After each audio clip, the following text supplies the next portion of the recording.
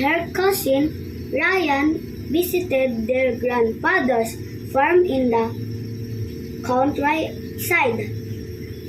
The weather was cold, but the bright sun made the day beautiful. After breakfast, the children decided to explore the large barn behind the house.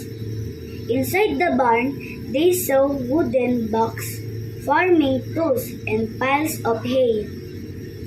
Suddenly, Emma heard a soft sound coming from behind an old basket.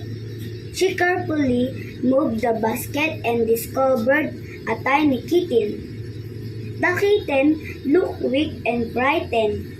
Its fur was dirty and one of its paws was hurt. "We must help it," Emma said kindly.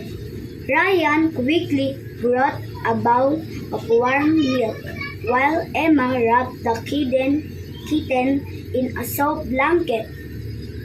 The grandfather smiled when he saw the children caring for the animal. "You both have kind hearts," he said proudly. The children cleaned the kitten and gave it food and water. After a few hours, the kitten became more active and playful. By the evening, the little animal was feeling much better.